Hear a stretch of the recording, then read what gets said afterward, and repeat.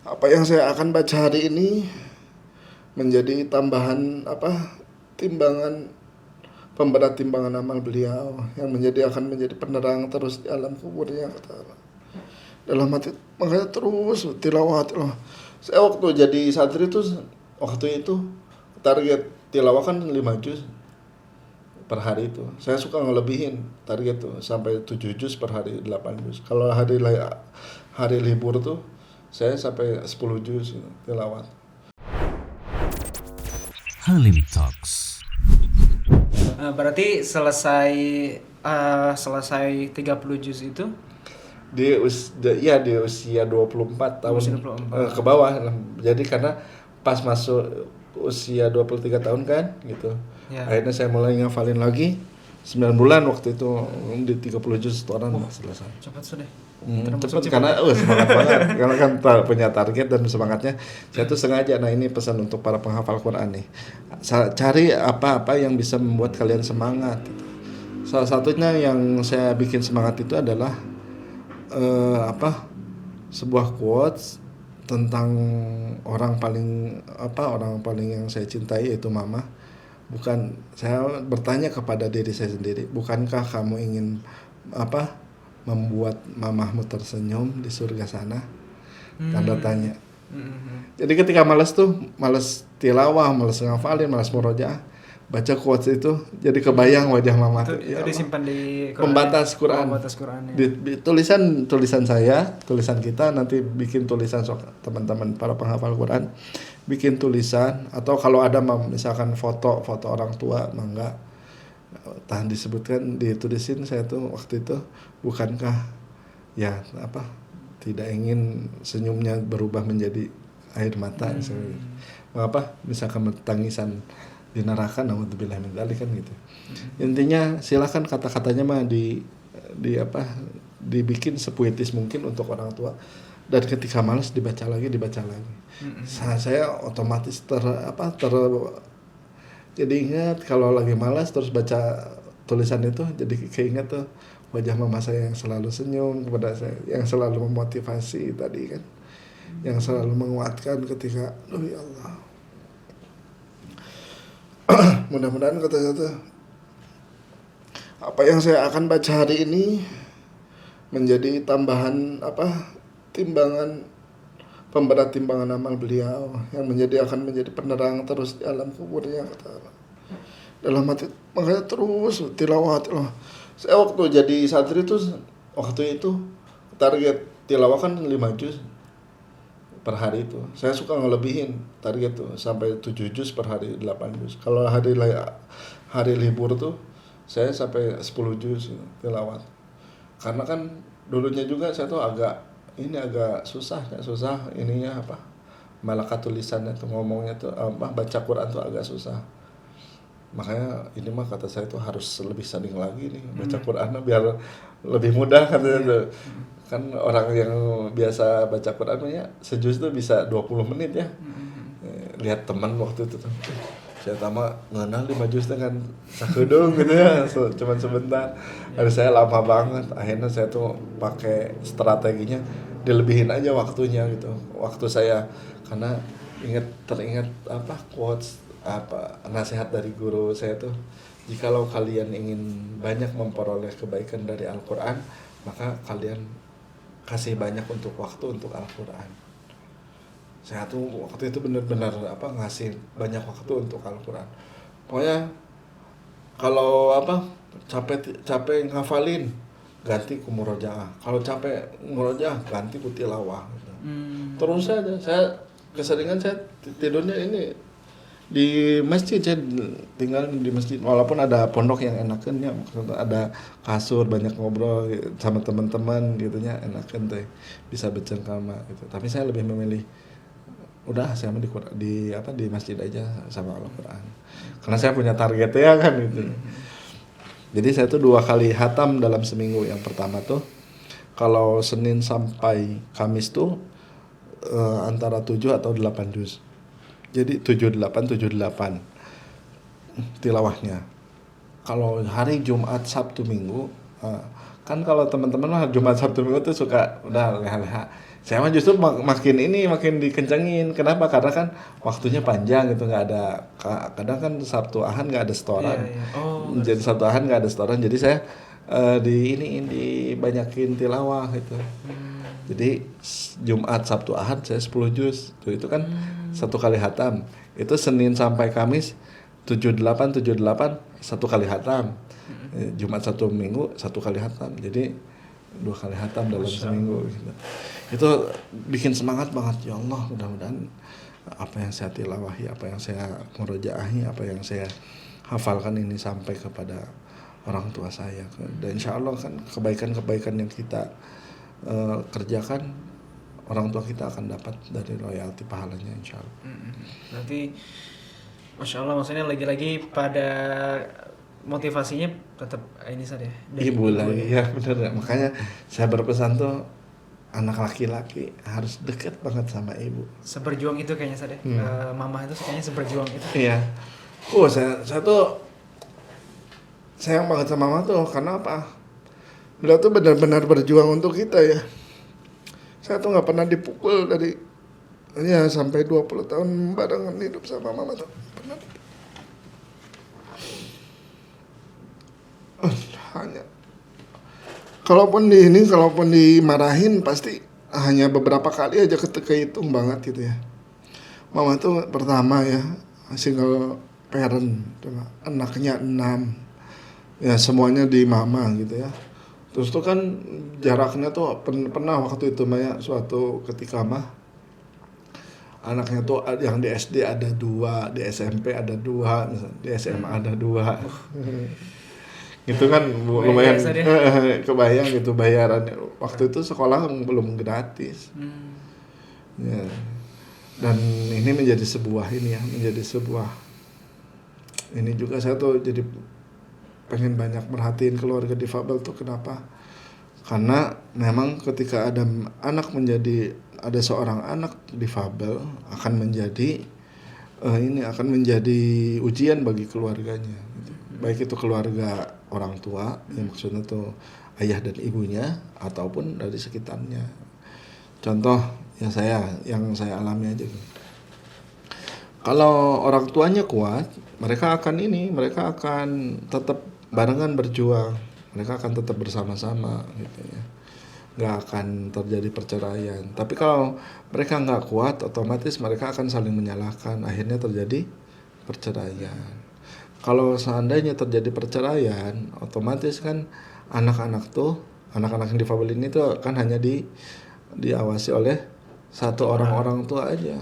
Sementara kan ketika udah bercerai itu nggak semua ayah, nggak semua tetap mengasih ini nafkahnya kepada anak yang ditinggalkan atau kepada keluarga yang ditinggalkan, mungkin lupa atau sama-sama susah mungkin seperti itu, atau fokus memperjuangkan keluarga barunya misalkan gitu.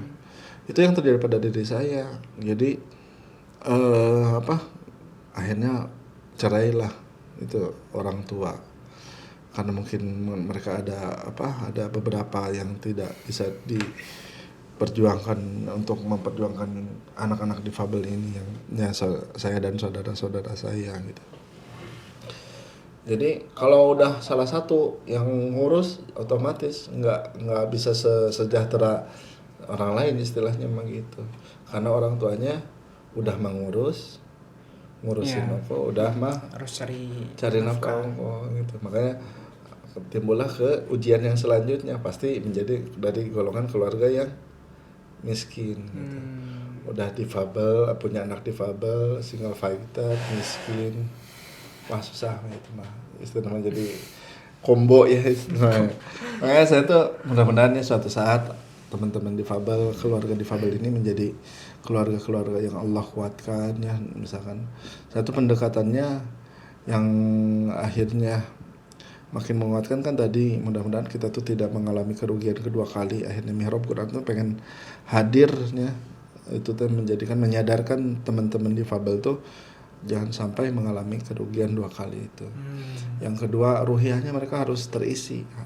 Mereka harus dekat kepada Allah Subhanahu wa taala. Salah satu caranya seperti apa? Ya, dengan mendekatkan diri dengan Al-Qur'an gitu. Kan kalau kita dekat sama Al-Qur'an, insyaallah kita tuh seperti ngobrol sama Allah aja kan gitu. Makanya kalau udah saling menguatkan, nanti kalaupun non sadarlah bahwa anak ini adalah anak yang difabel ujian, anak yang non difabel juga ujian kan sebetulnya. Iya. Bahkan kan dalam Al-Qur'an itu anak itu akan menjadi musuh bahkan gitu kan. Iya. Gitu. Makanya ke Mihrab Quran ini mudah-mudahan bisa memperkuat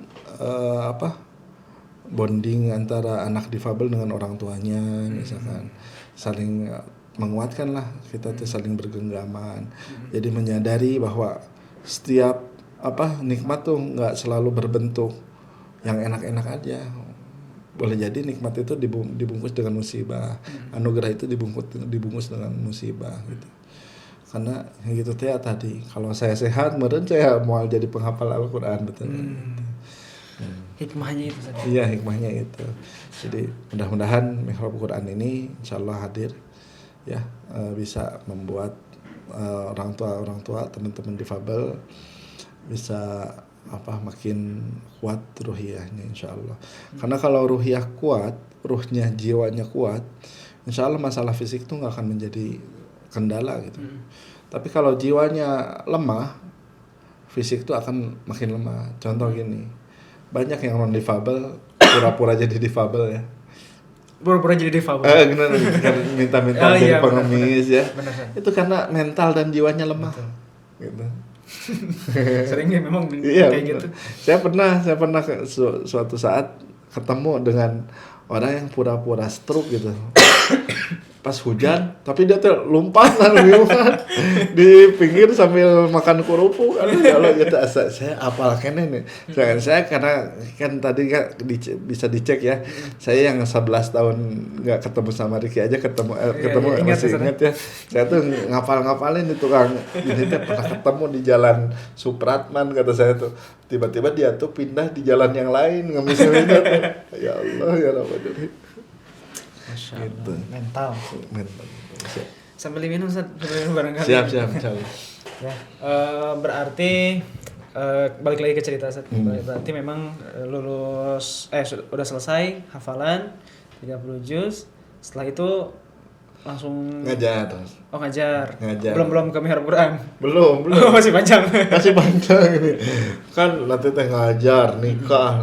Kan baru ngajar setelah saya selesai beberapa bulan di Ranca Ekek, saya ngajar baru di tempat Ricky. Gitu. Iya. Berarti menikah juga sebelum Mihrab ya? Sebelum Mihrab. Mihrab Quran itu baru 5 tahun. Ketika saya sudah menikah dan punya 3 anak seperti itu. Oke. Nah, balik lagi.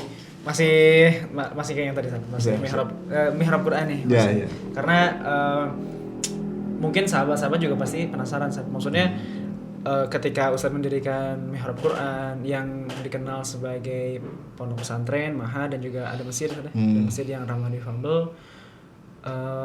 Pertama, kenapa sih itu motivasi Ustadz dan cerita awalnya itu gimana bisa mendirikan Mihrab Quran itu kayak gimana sih? Ya, qadarullah ini Mihrab Quran ini dibuat ya awalnya kayak nggak sengaja.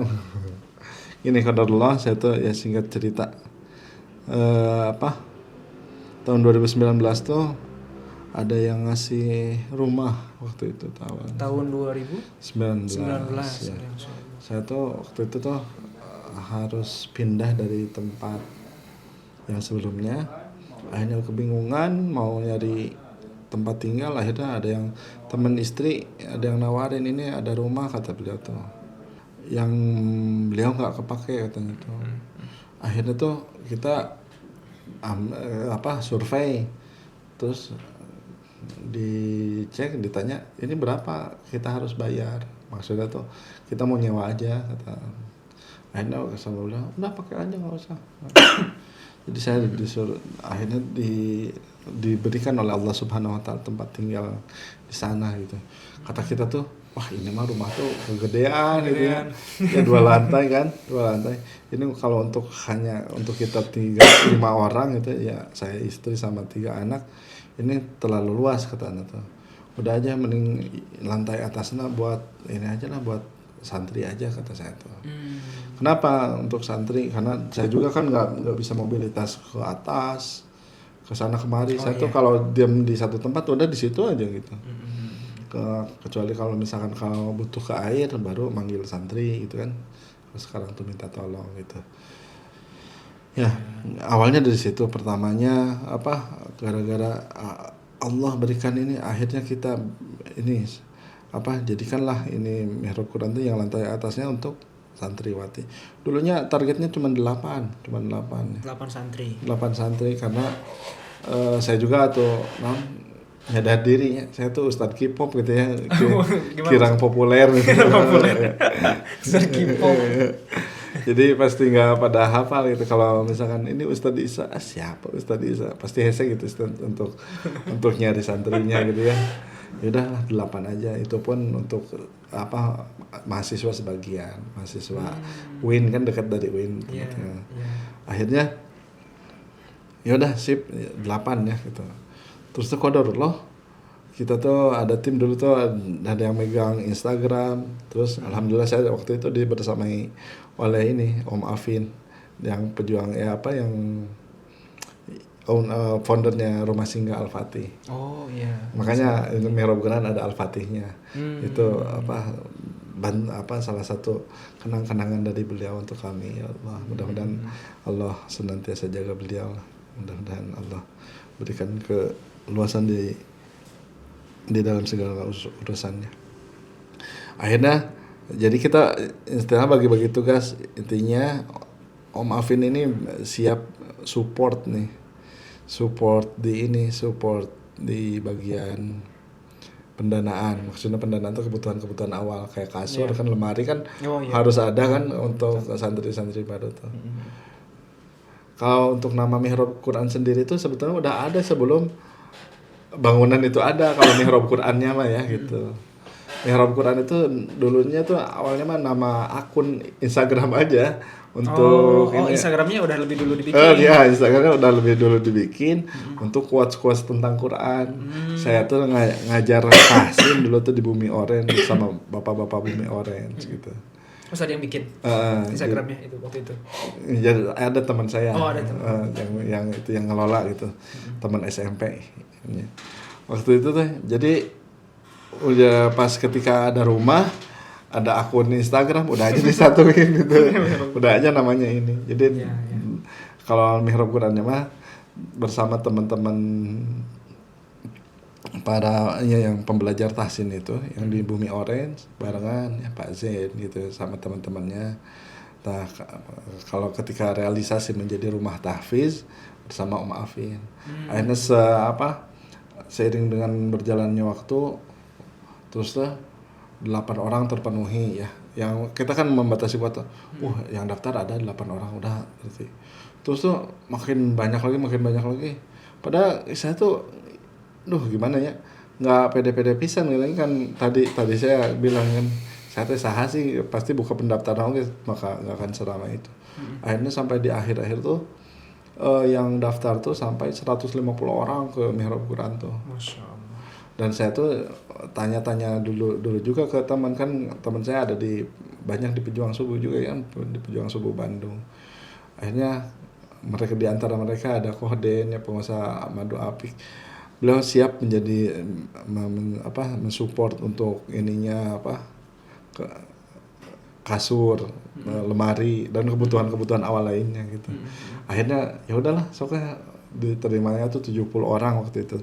Gara-gara jadi yang akhwat penuh sampai kita tuh kan dilihat dulu ini sanggupnya sampai berapa orang nih, sampai 30 orang masuk waktu itu di lantai 2 tuh. Terus kita nyewa rumah ya ini tuh yang untuk ikhwannya gitu. Terus akhirnya juga di Bumi Orange tuh si tim tahsin itu nyari rumah juga gitu. Mereka sampai beli rumah untuk santri, Masya Allah. Masya Allah. Hebatnya beliau. Ya beliau alhamdulillah akhirnya fix ya diterima tuh 70 orang. Sampai saat ini ya sekitaran segitulah yang kita kelola di 70 santrian. 70 santri. Kalau sekarang kalau sama santri difabel itu 86 santri. 86 santri. Masya Allah. Jadi ternyata perjalanannya juga dibersama sama orang-orang. Iya, orang-orang baik makanya. Jadi karena memang kita tuh harus berjamaah ya mungkin ya ini karena dalam jamaah itu ada barokah gitu. Jadi saya nggak saya sendirian, banyak orang yang baik yang mendukung mihrab Quran ini gitu, alhamdulillah. Jadi sering berjalannya waktu kita makin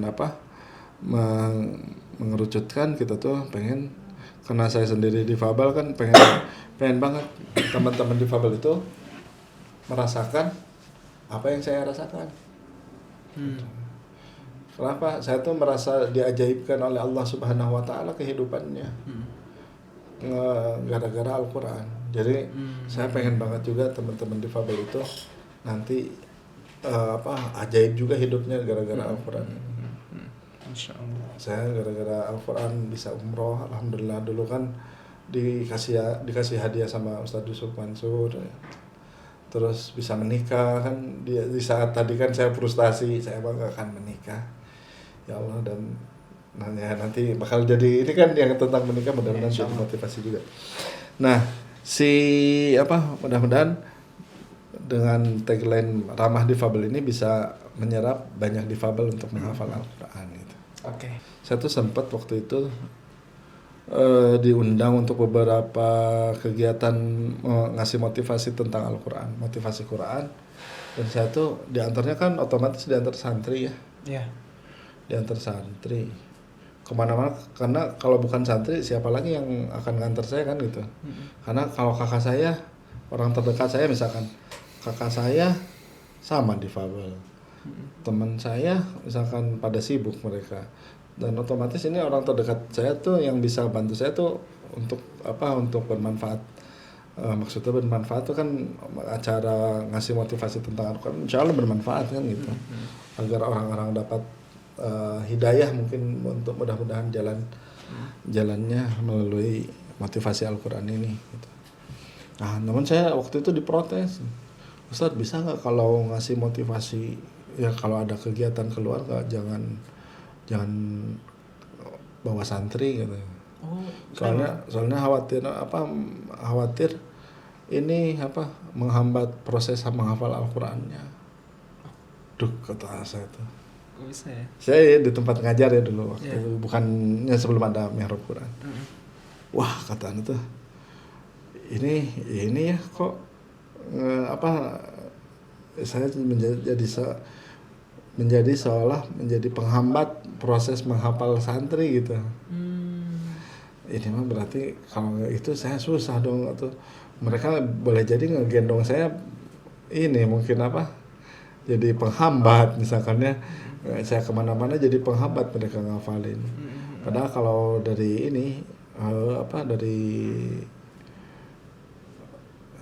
kalau kita bisa ngambil hikmah, mereka tuh mungkin sebetulnya lebih baik dari seorang penghafal Quran. Kenapa? Karena mereka udah lebih dari ngafalin. Kalau ada santri bantu ustadznya, apalagi ustadznya wajib gitu, maksudnya tuh harus ditolong, harus dibantu seperti para difabel mah, itu mah harus dibantu kan. Insya Allah itu akan menjadi sesuatu yang lebih dari ngafalin Quran, bahkan ngamalin Quran dia mah mungkin gitu ya. Gitu. Boleh jadi keberkahan itu Allah akan hadirkan, bukan hanya sekedar hafalannya yang mungkin atau hafalannya yang mudah gitu. Mungkin nanti kehidupannya juga lebih mudah mungkin kalau dia sering membantu ustadznya. Tapi itu bertolak belakang. Waktu itu saya ditegur. Ya udah, kalau begitu saya tuh khawatir menghambat hafalan anak-anak, saya mohon undur diri gitu. Akhirnya saya resign gitu. Nah, saya resign dari tempat saya ngajar. Terus ya gitu, akhirnya tambah ada mihrab Quran ini, ya udah saya fokus, ya ada yang ngasih rumah ini, ya udah saya fokus dengan mihrab Quran ini. Dan saya rasa pesantren tuh harus lebih humanis, harus lebih ramah kepada orang-orang difabel ini. coba Ricky pernah baca nggak, dulu saya pernah baca postingan sebuah perusahaan gini mempunyai seorang karyawannya itu adalah operator ekskavator eskavator. Eskavator Ini ya. alat berat sudah. Ya, alat berat. Jadi tapi dia tuh si operator alat berat ini dia kecelakaan sampai dia lumpuh. Tapi apa yang perusahaan itu lakukan? Yang perusahaan itu lakukan adalah dimodifikasi si alat berat itu agar bisa tetap digunakan oleh operator itu. Mungkin kalau diulang kemarin nggak usah pecat lah, ganti lah operator lain nya. Itu sebuah perusahaan luar negeri yang mungkin agamanya bukan. Itu perusahaan yang itu hanya istilah mencari dunia menurutnya. Ini pesantren, yayasan yang notabene-nya mencari akhirat. Masa sih nggak bisa ramah difabel? Masa sih nggak bisa memodifikasi kebijakan, bener nggak? Nah itu yang menjadi sebuah saya tuh ya udah, ini tuh nanti insyaallah Mihrab Quran ini akan memanusiakan teman-teman difabel istilahnya. Akan kalaupun punya ini ada beberapa kebijakan tuh saya pengen kebijakan yang membantu difabel istilahnya gitu. Alhamdulillah saat ini Mihrab Quran tuh ke orang tua orang difabel, kalau ada rezeki kita banyak beras berbagi ke mereka gitu. Jadi kalau pulang ngaji misalkan ada ini setelah ngaji ya, yang ngaji difabel itu sambil berbagi gitu. Dan kita menjadi difabel itu selalu menjadi prioritas kita Mihrab Quran insyaallah gitu. Kenapa? Karena ya saya ingin membantu pemerintah lah meringankan beban negeri ini, mudah-mudahan gitu ya. Kan pemerintah terlalu ini banyak ya bebannya, insyaallah ya, mudah-mudahan teman-teman difabel ini mudah-mudahan bisa salah satunya diperhatiin oleh Mihrab Quran, walaupun itu sangat jauh ya, sangat kecil ini peran Mihrab Quran mah. Tapi intinya kita ingin yang pertama tadi kan memperkuat ruhiyah teman difabel dan keluarga difabel. Yang kedua pengen juga ikut membantu sedikit demi sedikit kesejahteraannya. Insyaallah nanti ada beberapa program lagi pengen misalkan ngerihlahin atau ngajak mereka main ke tempat. Ya karena mereka tuh kalau udah menjadi difabel tuh pasti kadang ya yang jadi kesehariannya itu adalah dinding-dinding saja yang menjadi pemandangan mereka tuh di rumah. Iya, waktu itu pernah bersama Mihrab Quran tuh teman-teman difabel pernah ngadain camping di lahan wakaf Mihrab Quran. Mereka seneng banget karena ya Allah, ya lihat ternyata luas banget bumi Allah ini kan, bukan hanya dinding-dinding yang senantiasa membatasi mereka kesehariannya kan gitu. Jadi memang teman-teman yang difabel ini bebas untuk ke Mihrab Quran, kegiatan-kegiatan di sana saja.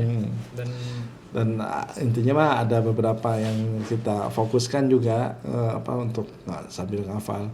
Ada yang sudah mondok juga, maksudnya karena kan kalau fasilitas mah kita belum fasilitas difabel tuh luar biasa, memang mahal banget ya. Mungkin ya itu kenapa pemerintah nggak terlalu fokus membantu difabel tuh, mungkin karena mahal ya. Ya mudah-mudahan inilah kita, insyaallah rezekinya pasti ada lah. Mudah-mudahan kita bisa memfasilitasi teman-teman difabel, bahkan bisa mondok. Dulu mah pengen mondok tuh kita banyak nolakin, kenapa? Karena kitanya memang fasilitasnya masih jadi baru bisa yang pulang pergi itu. Masya Allah, luar biasa. Ayo ada lagi. Ini masih banyak waktu. Ini masih lah insyaallah ya, sebentar lagi ya. Jadi sebentar lagi kayaknya terkait Mihrab Quran. Barangkali ada yang mau disampaikan lagi terkait Mihrab Quran. Ini kita soalnya mau satu lagi nih teman-teman, topik terkait ini cerita kayak ketemu sama jodoh sama istri, karena kan banyak mungkin dari teman-teman yang difabel yang barangkali ngerasa kadang untuk jodoh ini ngerasa putus asa juga Ustaz gitu. Nah, cuman sebelum ke situ barangkali mihrab Quran ada yang mau disampaikan lagi Ustaz terkait Udah mihrab Quran dulu, atau insyaallah. menarik. Oke. Pengen dengar Ustaz cerita tadi mungkin karena ini sedikit tadi dilewatin Ustaz ya, sedikit Iya. dilewatin langsung ke mihrab Quran. Cerita ketemu sama Iya, pasangan nih Ustaz. Ya, ini betul, ada sebuah menjadi apa sekarang tuh fenomena susah nyari jodoh misalnya kadang, atau saling menunggu, saling menanti. Ya mudah-mudahan ini menjadi sebuah ibrah atau ada hikmah yang bisa diambil ya. Jadi ketika saya memasang target usia 25 tahun harus nikah tuh deg-degan tuh apa benar saya bisa nikah gitu di usia apa kan mepetnya 24 punya kerjaan, 25 harus nikah ya gitu kan dalam waktu setahun teh nggak langsung kekumpul banyak uang ya, apalagi sekarang teh misalkan gedung mahal, undangan apa bikin undangan dulu mah harus catering, aduh ya Allah, dekorasi. Makanya ya ini mudah-mudahan yang membuat para ikhwan ya, baik yang difabel ataupun non difabel, jangan pernah mengecilkan apa nikmat Allah Subhanahu wa taala gitu. Karena rezeki dari Allah itu sangat luas. Saya tuh waktu mau nikah tuh hanya punya beberapa juta aja gitu ya. Sudah tuh udah gaji juga menjadi pengajar Quran waktu itu, nggak gede-gede amat dan nggak bisa nabung untuk khusus untuk pernikahan, nggak. Ya, saya tuh ketemu sama istri itu di ini waktu itu di acara komunitas sukses mulia kalau nggak salah, ketemuan di sebuah ini tempat makan gitu ya. Di situlah saya tuh mulai ada ketertarikan sama beliau tuh. Karena apa? Ketika di acara itu waktu itu mepet ke asar. Pas adzan asar acaranya tetap lanjut. Sementara saya tuh kesiangan datang itu dan tepat duduk di belakang ada seorang akhwat. Karena kan ada baris ikhwan, ada baris akhwat. Saya tuh nggak kebagian kursi, akhirnya duduk di baris akhwat. Nah, qadarullah azan asar gitu. Acaranya tetap lanjut. Nggak, memang pas azannya berhenti dulu tapi lanjut. Waktu itu tuh ada seorang akhwat di depan saya langsung izin pas ketika azan tuh izin ini cuma sholat. Wah, kata saya tuh ini luar biasa. Saya aja Iwan nggak berani izin gitu ya, izin untuk keluar untuk sholat. Ini akhwat tuh udah biasa. Ya ini kalau bukan karena kebiasaan beliau menjaga sholat ini nggak akan mungkin dilakuin gitu. Saya aja yang biasa istilahnya kan biasanya penghafal Quran tuh otomatisnya kalau sholat itu harus terjaga kan. Nah disitulah mulai ada ini luar biasa kata saya tuh akhwat, dan saya tuh nggak terlalu ini juga nggak terlalu fokus. Dan qadarullah di acara tersebut tuh ada panitia yang kenal saya. Oh itu cina Kang Isan pernah di chatting YM bersama Ustadz Yusuf Mansur. Coba suruh cuap-cuap nanti di depan ngasih motivasi.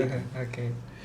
Oh akhirnya tuh saya ngobrol apa tentang saya, tentang pokoknya tentang hafalin Quran. Mulai disitulah ada obrolan. Pas para peserta tuh nanya-nanya tentang gimana cara ngafal, gimana pengen belajar memperbaiki bacaan. Akhirnya saya terus ngasih nomor HP, terus saya diajak masuk ke komunitas Pejuang Subuh, waktu itu Pejuang Subuh Bandung.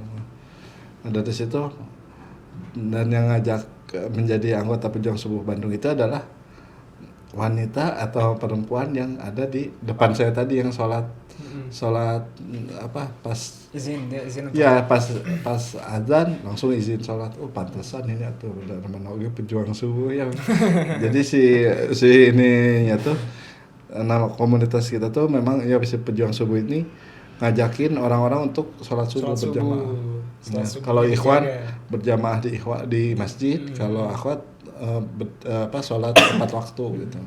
Menjaga sholat Iya, sedang. menjaga sholat. Apalagi asar. Iya. Jadi semuanya itu next levelnya bukan hanya subuh aja, tapi semua sholat berjamaah di masjid dan semua ini uh, akhwatnya tepat waktu sholatnya gitu. Pas azan langsung sholat gitu. Karena saya masuk komunitas itu juga ya. Mudah-mudahan ini menjadi wasilah kebaikan untuk kita semua ya. Dan di situ tuh ya Allah akhirnya makin di bulan Oktober kalau nggak salah, Oktober awal masuk komunitas itu, lalu kemudian makin kenal di Februari itu saya langsung mau hitbah di Februari, berarti Oktober, November, Desember, Januari, Februari 4 bulan aja ya. Dan ini memang bikin deg-degan tuh. Kenapa? Karena akhwat ini ya, yang istri saya ini dulunya banyak yang suka, banyak yang senang, karena kan ya qadarullah, alhamdulillah gelisnya. Alhamdulillah gelis, beliau ada pengusaha gitu ya. Dulu usahanya sabun curah, udah punya mobil. Jadi itu yang bikin saya tuh ini teh bener maju enggak katanya tuh ya. Saya tuh akhirnya tuh curhat ke Ustad. Nah ini mudah-mudahan nih para pemuda ya harus dibiasain ya. Tadi selain harus dekat, anak laki-laki itu harus dekat sama ibu, pemuda itu harus dekat dengan dua hal. Yang pertama dengan guru, yang kedua dengan ilmu. Ya. Jadi ya dengan buku. Jadi nanya-nanya apapun nanti nanya pasti ke guru gitu. Lebih terbuka, lebih nyaman. Karena saya kan udah bener loh. Ya tenan udah keyeng pengen nikah, cuman nggak pede kan. Banyak hal yang menjadi kendalanya. Yang pertama saya lumpuh. Yang kedua saya nggak punya tabungan, istilahnya dari sisi finansial. Dan ini yang finansial ini biasanya akan menjadi banyak penghambat ikhwan soleh nih biasanya. Ikhwan soleh insyaallah rezeki mah ayahnya, soknya datang dulu lah. Bismillah. Ustadz Epi mah jangan sampai ya kasepna mubazir. Ya karena ya banyak akhwat yang mungkin sekarang tuh sedang banyak menunggu, mereka tuh kasihan. Ayo banyak diselamatkan. Nah, saya tuh kan tadinya difabel, tabungan nggak ada istilahnya. Terus orang tua nggak punya. Orang tua tuh kan udah menjadi yatim piatu, nggak punya, udah pada meninggal gitu. Jadi bingung. Ini teh maju enggak. Sementara calon istrinya yang akan dihitbahnya adalah orang yang terkenal, banyak yang tahu, banyak yang suka, banyak udah punya usaha, udah mandiri. Jadi cek saya tuh siga bumi dan langit ini mah. Akhirnya saya nanya tuh, Ustad, saya nanya ini calon istri saya yang mau dihitbah tuh gini dijelasin, sayanya kondisinya seperti ini. Kata Ustad tuh, kalau mau insyaallah coba aja dulu. Pokoknya kita tuh jangan pernah mundur gara-gara urusan dunia. Jangan pernah mundur melakukan niat baik karena urusan dunia. Insyaallah hitbah ini adalah ibadah, benar nggak? Wah, saya tuh jadi semangat. Ya udahlah, saya coba aja dulu. Yang penting mah nggak penasaran gitu ya. Akhirnya saya tuh mau menghitbah, mulailah merencanakan mau datang ke rumah beliau. Waktu itu tuh beliau tuh masih ini ya, pas nanya saya mau ke rumahnya, beliau lagi umroh. Waktu itu masih zamannya BBM ya. Beliau bikin status di ininya tuh di BBM-nya tuh. Tawaf don, sa'i don. terus tahallul don, akhirnya terus akhirnya jodoh don. Wah don, jodoh don tuh saya tuh takut diduluin sama siapa gitu, ada yang ngehitbah, ya Allah kok ini don terus saya langsung nanya ke beliau tuh, teh siapa yang itu jodohnya, ternyata ada pasti udah don cuma terus saya nanya, teh kalau saya ke rumah nggak apa-apa boleh, kata saya tanya. Ada apa Kang? Saya mau insya Allah mau berniat baik gitu kan. Oh iya sok aja mau ke rumah. Wah langsung saya tuh makin ini lagi ya, makin semangat lagi ya. Makin semangat lagi kata saya tuh. Ini bener kata Ustadz tuh dicoba aja dulu. Tuh ternyata beliau memperbolehkan untuk ke rumah. Akhirnya tuh saya bikin strategi lagi juga, nanyain ke orang yang udah pada nikah. Ke bapak-bapak masjid waktu itu Pak saya teh insyaallah rencana teh akan hitbah ya, kata saya tuh. Cuman baiknya saya datang sendiri diantar sama yang gendong atau saya datang bersama keluarga, kata saya tanya. Cek satu orang udah cenah diantar sama yang gendong aja cenah. Sendirian berarti kan agar apa? Agar kelihatan gentle cenah cek si bapak itu tanya. Oh gitu, siap lah. Terus dia cek lain mah yang satu lagi udah meninjau keluarga cenah. Kenapa? Ameh kelihatan serius. Siap betul. Akhirnya saya ngambil yang kedua sama keluarga. Saya sengaja bawa mobil bawa keluarga 2 mobil. Masya Allah. Paman saya diajak gitu ya 2 mobil. Rombongan langsung. Itu teh mau ngapain kok mau silaturahim aja, tapi saya tuh bilang ke keluarga mah saya mau ngehitbah aja langsung. Saya langsung bilang ke paman teh, Mang, pokoknya mang kayak mah ceritain saya tuh kondisinya lumpuh, gak punya harta dan memang gak punya apa-apa, terus teh gak punya orang tua gitu. Ya kita mah mau bener-bener niat baik aja, kumaha Allah ya kayak macet kita teh. Akhirnya pas ke rumahnya tuh qadarullah istri saya tuh di rumahnya cuman bertiga ya, cuman beliau, bapak dan ibunya ya, mama ya. Akhirnya tuh didatangi sama serombongan 2 mobil tuh belakang. Kaget. Lihat di tengah di tengah dikelilingi gitunya.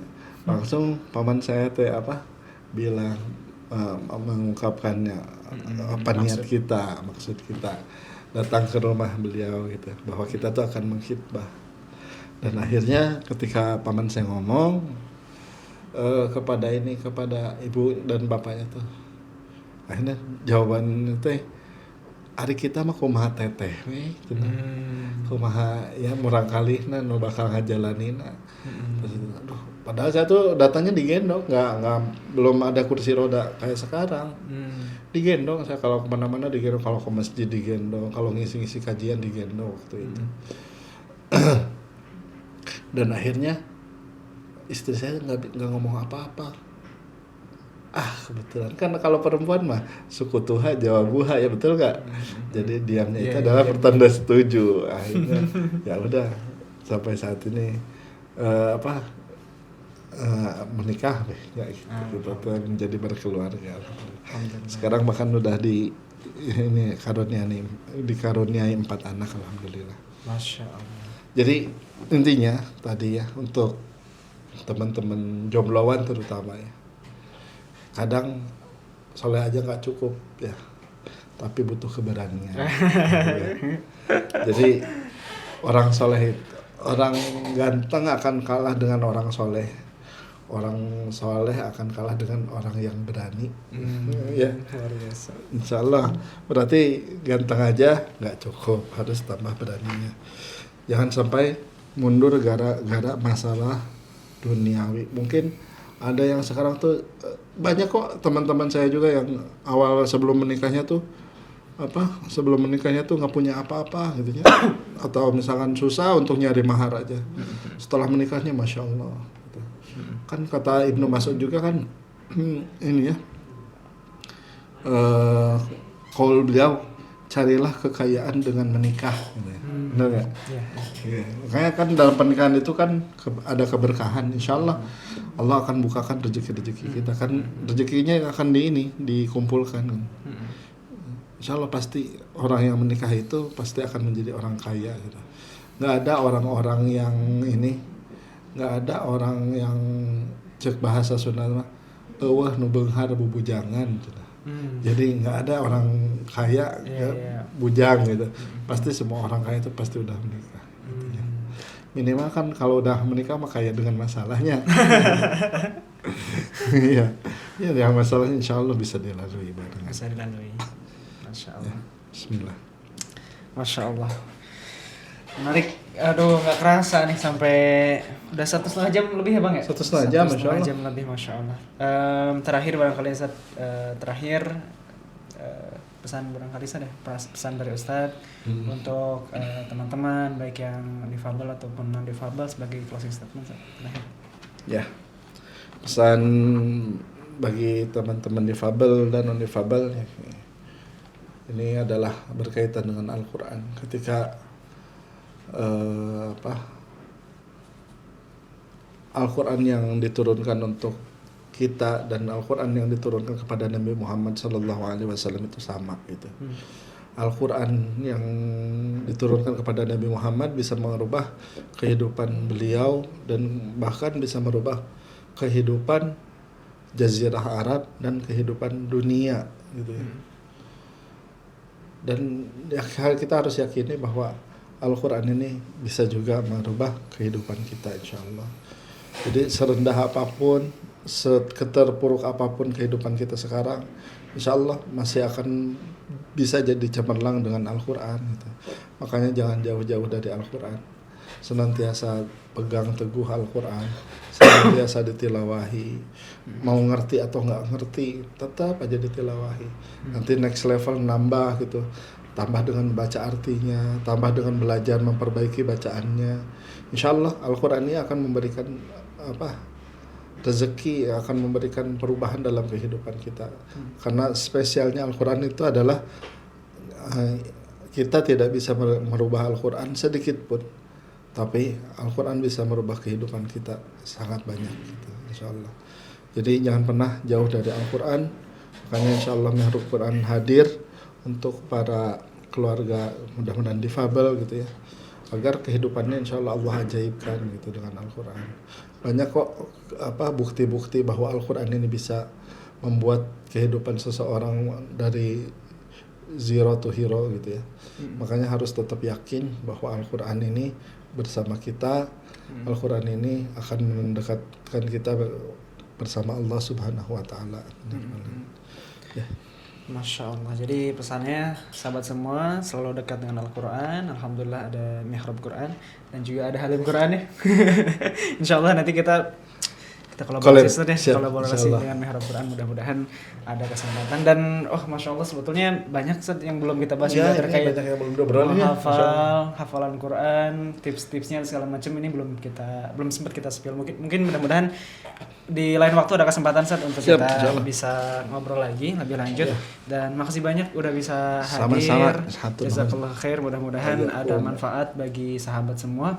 Dan sahabat Halim, terus saksikan Halim Talks di YouTube-nya Halim Quran. Assalamualaikum warahmatullahi wabarakatuh. Halim Talks.